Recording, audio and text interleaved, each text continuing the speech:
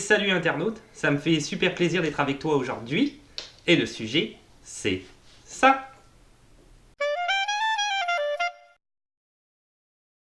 S'installer en région. Donc voilà le titre de la nouvelle vidéo par rapport à la région. J'ai reçu quand même pas mal d'emails et de commentaires qui sont dans cette direction-là, de gens qui s'interrogent par rapport à si c'est une bonne idée pardon, d'aller s'installer en région ou pas. Alors région, hein, tout de suite pour être beaucoup plus clair, quand je dis région, c'est vraiment la campagne au Québec, c'est-à-dire des villes plus reculées des métropoles. Je ne parlerai pas de la banlieue proche de Montréal, qui correspond quand même pas mal à la vie à Montréal, hormis peut-être les transports en commun. Et je te renverrai, si tu veux savoir la différence entre la vie entre la banlieue et Montréal, à une vidéo que j'avais fait qui était ville versus banlieue. Donc tu pourrais voir ça plus en détail. Là, on va vraiment parler de la campagne, vraiment campagne. Donc des villes plus reculées, des régions plus reculées au Québec, comment ça se déroule. Donc comme je le disais, c'est une parenthèse fermée, comme je le disais, il y a plusieurs personnes qui m'en ont parlé. Je pense notamment à Jean-Christophe qui me laisse souvent des commentaires. Salut Jean-Christophe et merci pour tes commentaires. Parce que c'est vrai que des fois tu poses des questions par rapport à ton expérience personnelle, ce qui est normal, tu t'interroges, c'est complètement normal. Et j'essaye de répondre comme à tout le monde du mieux de ce que je peux ou de ce que je sais. Mais en même temps, des fois, tu donnes des suggestions. Donc c'est toujours cool, les gens qui donnent des suggestions. Ça apporte quelque chose de plus à la chaîne. Ça me permet de traiter d'autres sujets auxquels j'aurais peut-être pas pensé. Parce que toi, en tant que nouvel immigrant, t'aimerais avoir ces informations-là. C'est peut-être pas pour moi évident de savoir exactement c'est quoi les recherches sur Internet. Donc merci Jean-Christophe. Mais bref, Jean-Christophe, tu voulais, je pense, dernièrement, tu m'avais dit t'installer en Abitibi-Témiscamingue, si je le dis bien. Donc là, c'est vraiment, on parle de régions plus reculées, notamment par rapport à Montréal ou à la ville de Québec, qui sont des grosses métropoles. Où il y avait quelqu'un d'autre aussi qui m'avait envoyé, je me souviens comme ça, mais il y a plusieurs personnes, mais il y avait une personne il y a quelques mois qui m'avait envoyé un email par rapport à la Mauricie et qui s'est interrogée parce qu'elle avait trois solutions de plans d'immigration, de projets d'immigration. Un en Mauricie, me semble, un à pas à Pointe-aux-Trembles, voyons, au Mont-Tremblant. Il y a Tremble hein, dedans, les deux. Un au Mont-Tremblant et le troisième, je ne sais plus où c'était. Donc une interrogation par rapport à savoir si son intégration, si le fait de s'installer dans ces régions-là était peut-être une bonne idée ou pas. Donc je ne rentrerai pas en détail par rapport à son projet personnel qu'elle avait détaillé dans l'email, donc c'est vraiment du cas par cas. Là, cette vidéo-là, tu vas voir, ça va être pas mal du pour et du contre par rapport à comment s'installer en région. Est-ce que c'est bien, est-ce que c'est pas bien? Il y a du pour et du contre pour les deux. Et moi, je te dirais en synthèse, déjà, à la base, par rapport à ce que je vais dire, je le sais, le premier élément que je te conseillerais, c'est de vraiment bien t'informer. Et on a un outil formidable qui existe qui s'appelle Internet, donc n'hésite pas à l'utiliser, Internet, informe-toi bien comme il faut avant de faire les démarches, parce que ça serait dommage d'être déçu après être arrivé ici au Québec. C'est quand même un gros projet hein, que de venir vivre au Canada, c'est pas rien quand tu quittes ton pays, peu importe le pays que tu quittes. Donc vraiment t'informer, peut-être aussi, encore une fois en synthèse de tout ce que je vais dire dans le futur, là, tout de suite, là, en tout cas c'était une idée que j'avais, de peut-être essayer de t'installer d'abord en métropole, toujours avec ce projet d'aller vivre en région, donc à la ville de Québec ou à la ville de Montréal ou ses alentours, de voir comment ça se passe au Québec pendant peut-être quelques mois ou peut-être un an, je sais pas, ça dépend de ce que tu veux faire, de faire des connaissances un peu dans le coin des Québécois, de leur parler, de les interroger, et là tu auras peut-être plus la réalité des choses que en étant, même en ayant plein d'informations via Internet et en étant derrière ton écran qui est plus, je te dirais, pas mal artificiel. Tu ne le vis pas hein, quand même, donc là tu vas le vivre peut-être un peu plus, surtout je pense au climat hein, notamment, et peut-être aussi tu auras le vécu d'autres personnes qui pourront te donner un peu leurs conseils par rapport à ce qu'eux ils connaissent de cette région-là. Donc on va voir ça en détail. Pour finir, quand même si c'est une vidéo pour contre, il y a pas mal de contre aussi, il faut le dire. Je vais quand même te mettre dans cette vidéo, tu le verras dans la description, deux liens super utiles si tu veux aller t'installer en région, des liens qui sont liés au gouvernement du Québec, donc des liens très sûrs, et tu vas pouvoir trouver un full de renseignements qui vont vraiment t'aider dans ton projet d'installation. S'installer en région, c'est parti. Alors on va commencer peut-être un petit peu avec le contre, je te dirais. Je vais parler de mon expérience personnelle pour commencer. Quand j'étais allé à la séance d'information au service d'immigration du Québec à Paris, mais ça remonte à vraiment très très loin, hein, donc je peux me permettre d'en parler, c'était en 2001. Parce que j'ai immigré le 28 décembre 2002. Je dis tout le temps 2003 parce que 3 jours après, c'était 2003. Et, euh, et en 2001, on avait une séance d'information, je me souviens, donc c'était quand même il y a longtemps, je te le rappelle, où ils nous incitaient à aller immigrer en Gaspésie. Donc je ne sais pas si tu connais bien le Québec, si tu t'es informé en tant que nouvel immigrant, mais la Gaspésie, c'est quand même une région un peu plus reculée au Québec. C'est loin quand même de Montréal et de la ville de Québec, hein, c'est juste pour dire ça. Et il nous disait que c'était une région en plein essor et que Montréal, il n'y avait plus rien à faire là-bas, qu'il n'y avait plus de logement, il n'y avait plus d'emploi, etc., etc. Ce qui était d'ailleurs complètement fou parce que j'ai finalement décidé d'aller à Montréal et de ne pas les écouter et j'ai jamais eu de soucis ni de logement ni d'emploi, même si j'ai commencé avec des petits boulots, euh, peut-être comme beaucoup de personnes. Ou en tout cas à l'époque c'était peut-être plus compliqué, hein. Par rapport à Internet, c'était peut-être plus compliqué parce qu'Internet existait plus ou moins, donc c'était dur d'avoir une source d'information assez viable. Donc c'était un petit peu plus système D, hein. Donc c'est ça, je ne les ai pas écoutés. Donc le gouvernement, tout ça pour dire. Et en fait, à l'époque, d'ailleurs, la Gaspésie était loin d'être en plein essor, honnêtement. Il y avait un taux de chômage quand même assez important.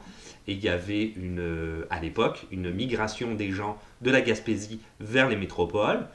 Donc, en fait, c'était en train de se déserter complètement. Donc, aller là-bas, c'était se tirer une balle dans le pied, on se comprend.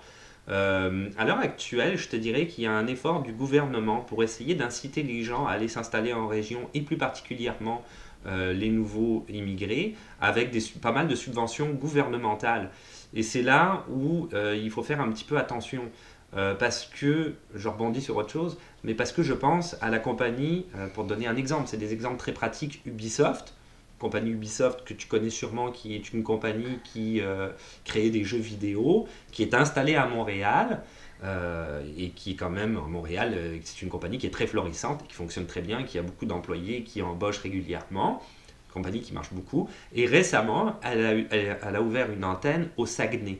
Ça a fait la une des journaux, comme quoi Ubisoft s'installait au Saguenay et que du coup ça dynamisait de manière économique la région, naturellement.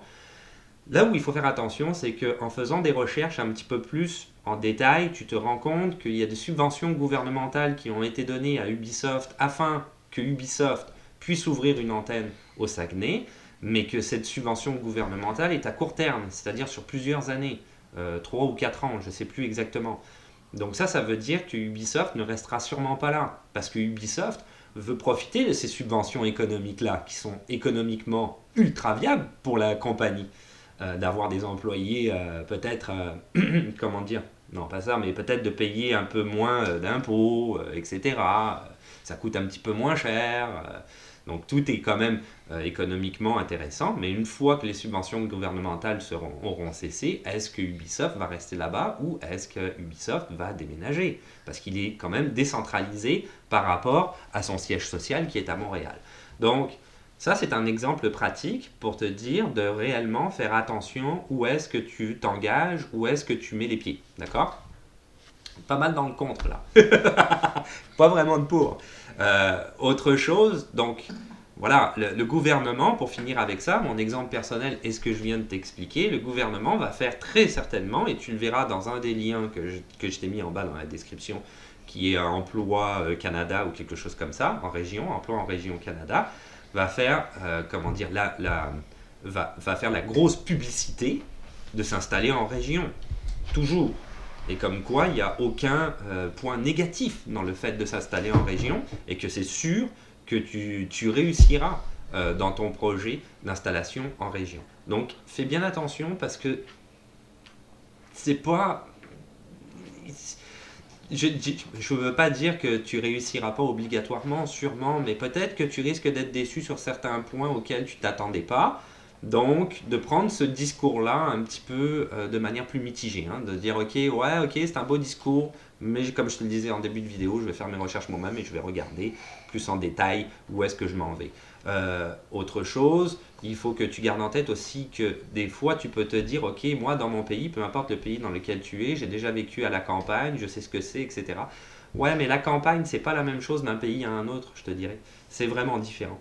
Et au Québec, si tu t'installes en région, tu verras qu'il y a beaucoup de choses qui sont différentes par rapport à la métropole, des choses qui manquent, ne serait-ce que à la base le climat. Le climat va toujours être plus dur en région qu'à Montréal ou à la ville de Québec, à part phénomène météorologique exceptionnel. Mais la plupart du temps, tu vas avoir plus de neige, tu vas avoir plus de précipitations, tu vas avoir plus de tempêtes de neige. Et évidemment, comme on est plus loin d'une métropole, ça sera peut-être moins desservi au niveau du déneigement, etc. Donc ça veut dire que toi, il va falloir que tu utilises beaucoup ton système D. Ça ne sera pas nécessairement évident. Il y a peut-être moins de grands axes aussi, hein, moins de grandes routes. Donc c'est des petites routes, plus difficiles de pouvoir s'en sortir là-dedans. Peut-être aussi, donc c'est ça, là je pensais au climat, mais c'est par rapport à tout, les magasins par exemple. C'est sûr que si tu habites en banlieue, comme je le disais tout à l'heure, proche des grandes métropoles, ou à la métropole même, tu auras moins de difficultés à aller te rendre à un magasin pour aller faire tes courses, peu importe, soit les courses pour la bouffe, ou juste pour aller t'habiller, ou autre chose, ou aller au Canadian Tire pour ta voiture. Là, peut-être qu'il faudra que tu prennes la bagnole et que ça va peut-être être 1 heure de route, quoi, pour se rendre. Donc, ça, c'est à prendre en compte. Je ne dis pas que c'est comme ça partout en région. Il y a des villes qui sont bien desservies en région, où tu vas avoir des grands magasins autour. Mais c'est à toi, justement, d'aller le chercher sur Internet et à voir dans quelle région, où est-ce que tu as décidé comment dire, tu as décidé d'aller géographiquement, ok, de te diriger. C'est le mot que je cherchais. Je patinais. Dernier point, peut-être encore négatif.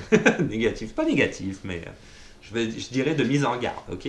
Le coût de l'immobilier. La plupart des gens vont dire que ici, ouais, mais de toute façon, tu vas aller en région et c'est certain, l'immobilier va toujours être beaucoup moins cher. Alors, si tu regardes, j'avais fait la vidéo ville versus banlieue, banlieue Montréal, c'est pas évident que en banlieue c'est moins cher qu'à Montréal. Oui, il y a beaucoup de banlieues où ça va être carrément moins cher, puis il y a des banlieues qui vont être plus cossues, ça va être plus cher. Le fait du coût immobilier en région, j'ai cherché, tu vas avoir en fait une différence entre les régions. Donc je vais te donner un exemple. Par exemple, dans l'est du Québec, à Matane, le prix moyen d'une maison unifamiliale, on va se baser sur une maison unifamiliale, c'est 117 000 $. D'accord? À Rivière-du-Loup, qui est aussi dans l'est du Québec, c'est 168 750 $. Donc tu vois tout de suite qu'il y a une différence au niveau de l'immobilier. Ça ne va pas être le même prix ta maison, tout dépendant de la région vers laquelle tu te diriges. Mais, si j'ai regardé, juste pour rire, le coût moyen d'une unifamiliale à Montréal, sur le plateau Mont-Royal, là où tous les Français immigrent, si tu es français, tu iras sûrement là-bas, tout le monde va là-bas. c'est le petit Paris, le plateau. C'est pas péjoratif ce que je dis, je veux dire, les gens ont le droit d'aller où ils veulent, mais c'est drôle d'aller sur le plateau parce que finalement, tu n'es quasiment plus au Québec, tu entends tout le monde parler avec l'accent de France. C'est assez drôle, c'est comique. Ça dépayse un petit peu. Je trouve ça drôle, moi. Donc le plateau, bref, parenthèse. Unifamilial, 745 000 $. On est beaucoup plus haut, là. Rosemont, par exemple, 538 250 $. Villeray, un autre quartier de Montréal, un autre arrondissement, 454 000. Ville-Marie, là on top, là. Ville-Marie, là, 967 000. Et alors Outremont, j'ai juste pris cela, mais Outremont, 1 240 000 $ pour une maison unifamiliale. Donc tu vois tout de suite la différence au niveau des tarifs. Montréal, c'était juste pour rire, hein, parce que on voit que quand même en région c'est beaucoup moins cher. Ça c'est peut-être le pour, je te dirais. C'est beaucoup moins cher qu'à Montréal et très certainement au Québec. Je ne me suis pas informé sur la ville de Québec, mais ça doit certainement être la même chose. Mais d'une région à une autre, les prix varient. C'était ça mon point. Donc tu fais quand même attention par rapport au coût de l'immobilier. Tu t'informes peut-être un peu avant. Fin du segment. Super long. Alors, je te dirais que par rapport à la région, justement, j'avais donné l'exemple au départ de la Gaspésie et du fait que ça se désertait à l'époque en 2000. C'est plus le cas, je pense, à l'heure actuelle, mais on retourne en 2000. peut-être de réellement t'informer à savoir si c'est une zone aussi qui est plus en expansion ou pas. D'où mon conseil de peut-être venir vivre en métropole d'abord et de t'informer sur place.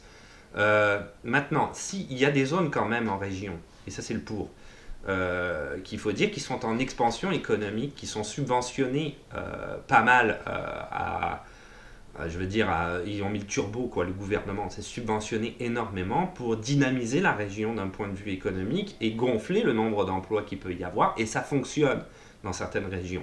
Et ces régions-là manquent crucialement de pas mal de monde dans tous les domaines. Ils vont manquer d'enseignants, ils vont manquer au niveau du travail social, par exemple, de pharmaciens, de dentistes, de travailleurs sociaux, de beaucoup d'emplois comme ça qui sont hyper importants pour la communauté qui vit sur place, qui malheureusement est obligée de prendre sa voiture parce qu'il veut aller voir un dentiste et qui doit faire 3 heures de route. Donc c'est sûr que toi, si tu t'implantes, tu vas tout de suite, en tant que dentiste pour l'exemple, tu vas tout de suite avoir une clientèle monumentale, quoi. Ça va tout de suite fonctionner pour toi. Je donnerai comme exemple, c'est un petit peu un exemple, mais juste pour colorer mon point, mais c'est un exemple peut-être un petit peu extrême, je te dirais, mais bon. J'avais un collègue de travail, son fils était enseignant, donc ici, dans la région, avec sa femme qui était enseignante dans la région, et il s'est fait offrir un contrat à la ville de Cactac. Alors ça, Cactac, c'est une ville qui est dans le nord du Québec, mais vraiment le nord-nord, et qui est une ville à concentration inuite. Hein. C'est vraiment dans la région des Inuits, mais qui appartient quand même à la province du Québec et non à celle du Nunavut. Et c'était un contrat hyper intéressant, quoi. C'était un contrat de professeur, mais ton salaire était beaucoup plus élevé qu'en étant enseignant ici dans la région. Mais c'est ça, le truc, c'est qu'il fallait aller vivre à Cactac. Et quand tu vis à Cactac, il faut te dire que tu ne peux pas te déplacer tout le temps. Tu ne peux pas revenir à Montréal quand tu veux ou dans la région, parce que ça prend des avions spéciaux, ils ne peuvent pas se déplacer tout le temps. Il fait très froid, beaucoup plus froid qu'ici. Hein. On parle des Inuits, on parle du nord, là, canadien. Déjà qu'au Canada, il fait froid, mais là, tu vas encore plus au nord. On parle aussi de luminosité, c'est-à-dire que quand même, comme il l'expliquait, il y a plusieurs mois dans l'année où il fait jour 1 heure par jour, et vice-versa, il y a plusieurs mois dans l'année où il fait nuit 1 heure par jour aussi.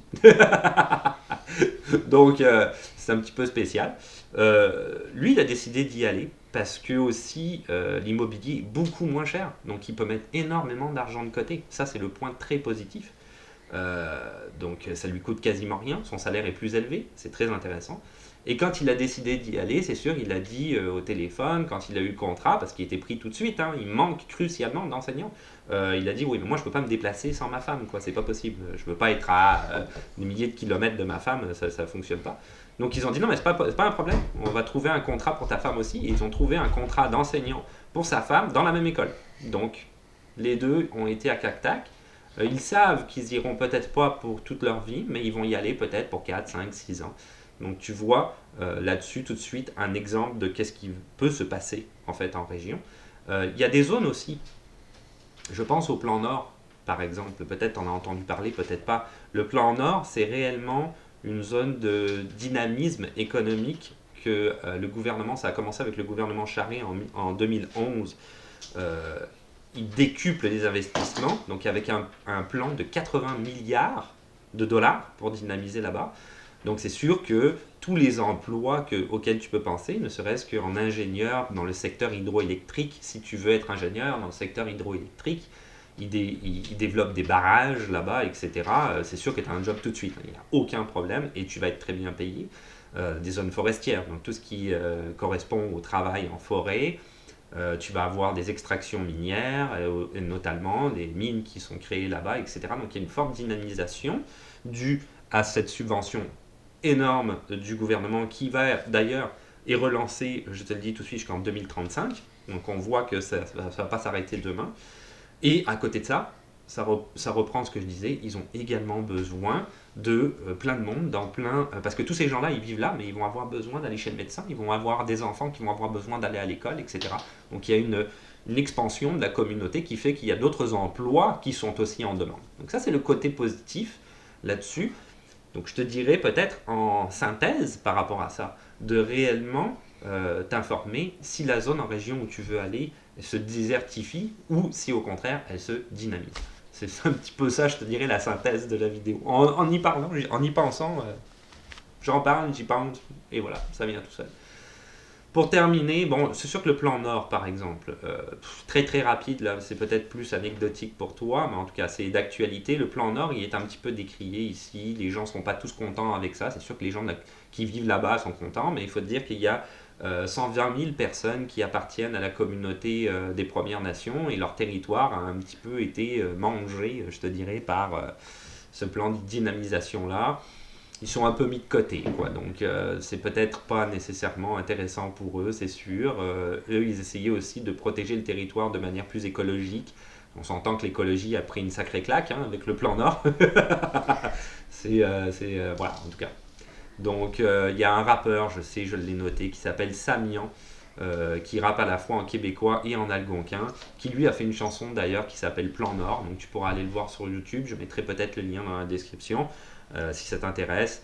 Je pense que d'ailleurs dans son clip sur YouTube, tu peux voir les paroles sont indiquées sur sa vidéo au fur et à mesure, hein, ça se déroule. Tu pourras voir pourquoi il n'est pas content, donc c'est très politisé naturellement hein, sa chanson. Bon, il y a toujours du pour et du contre, j'imagine, dans tout. Le bonheur des uns fait toujours le malheur des autres. Je sais pas, moi honnêtement, mon opinion, j'en ai pas. Je me suis pas suffisamment intéressé au dossier pour avoir une opinion là-dessus. Je ne sais pas. Maintenant, je comprends quand même aussi les Premières Nations, j'imagine, par rapport à ce qu'ils vivent là-bas. Donc voilà, aucune idée là-dessus. Je donnerai pas mon opinion, j'en ai pas. Je suis pas assez informé sur le dossier pour la donner. Donc, pour terminer, c'est fini ma vidéo. Tu vas avoir ces deux liens dont je te parlais en début de vidéo, que je te mets dans la description. Donc il y en a un qui va s'appeler emploienrégion.ca. Lui, il va y avoir un lien aussi directement du gouvernement du Québec. Emploienrégion.ca, il est affilié au gouvernement du Québec, donc il n'y a pas de problème, estampillé par le gouvernement, je te dirais quelque part. Donc c'est sûr que tu t'en vas quand même dans quelque chose de sûr. Ça fait 2 fois sûr dans la même phrase. Le site internet, naturellement, c'est là où je te dirais qu'il faut quand même que tu fasses attention. Il fait sa promotion, hein, ce site internet-là. Donc c'est sûr que il faut que tu mettes un peu, en tout cas, pour eux, tout est magnifique dans leur site internet. Tout est fabuleux et c'est tout du succès à 100%. Donc, fais attention, informe-toi avant. Donc ça, c'est ce site-là. L'autre site qui est plus un site typiquement gouvernemental, lui, c'est juste un site d'information de base que j'aime beaucoup. Il est très détaillé et tu trouveras toutes les informations, je pense, que tu cherches par rapport à ton projet d'installation. Et voilà, c'est tout pour aujourd'hui. Donc c'était la vidéo sur comment s'installer en région. J'espère que ça t'a aidé. Le côté plus pratique, donc s'informer par rapport à ton projet d'immigration, d'installation en région. Et peut-être la métropole, comme je te le disais, je te le répète, est peut-être une bonne idée pour les premiers temps. Et après, évidemment, si tu vois que ça fonctionne et qu'il n'y a pas de problème, tu t'en vas en région et il n'y aura aucun souci. C'est peut-être plus facile aussi de s'installer en métropole. Au début, tu vas avoir plus de facilité à avoir accès à plein de choses. Je sais que j'ai vu qu'il y avait des gens qui avaient été déçus pour leur expérience de vie au Québec ici, mais c'est sûr que si tu t'en vas dans une région... parce qu'il y a ça aussi, il y a peut-être certaines régions reculées qui n'ont pas l'habitude de l'immigration. Donc, il faut te dire aussi que tu t'en vas essayer de t'intégrer dans une communauté qui ne te connaît pas. Sans être négatif, hein, ils ne te connaissent pas, toi tu ne les connais pas. Donc peut-être que ça va bien se passer, peut-être qu'ils vont trouver ça magnifique et que finalement ils vont voir que les différences que vous avez, toi et eux, ça fonctionne bien et tout le monde va être curieux et tout le monde ça va bien marcher ensemble. Ou peut-être ça va être l'inverse. Donc c'est sûr que c'est ça, c'est tout plein de facteurs. J'avais peut-être oublié celui-là dans la vidéo qui est quand même très important. Donc c'est plusieurs facteurs qui font qu'il faut vraiment que tu prennes ça en compte et que tu gardes ça en tête et que c'est toujours ça que je dis. Hein. Dans toutes les vidéos, garder ça en tête, prendre ça en compte. Bref, c'est ça. J'espère que ça t'aura aidé. N'hésite pas à aller sur les 2 liens que j'ai donnés, super important. Je parle pour rien dire, je vais arrêter là. Merci pour les suggestions. Ça, c'est un point hyper important. J'en ai eu récemment. Ça m'a donné des nouvelles idées que j'avais pas et que je trouve hyper intéressantes pour les gens qui sont en projet d'immigration. Je vais arrêter avec mon doigt. Donc, merci pour les idées. Vraiment bien. C'est très, très bien. Merci beaucoup. Pour le reste, c'est comme d'habitude. Tu peux laisser des questions, des suggestions ou justement des commentaires dans les commentaires, hein, donc comme je le disais à l'instant. De mettre un petit pouce bleu. On attend, il y en a un petit pouce bleu qui arrive. Oui, il est là. Parce que ça fait toujours plaisir. De ne pas oublier de t'abonner parce que c'est plus facile de savoir quand est-ce qu'une nouvelle vidéo va sortir. Le compte Instagram. Oups, ok. Le compte Instagram qui existe toujours, comme d'habitude. Tu peux aller voir, nouvelles photos, nouvelles vidéos que j'essaye de mettre, que j'actualise. Comme toujours, tu le sais. Je me répète tout le temps en conclusion. Et puis, qu'est-ce qu'on se dit? À la voyure. Ciao. Bye. Deo. C'est cool, hein? Ouais. Nice.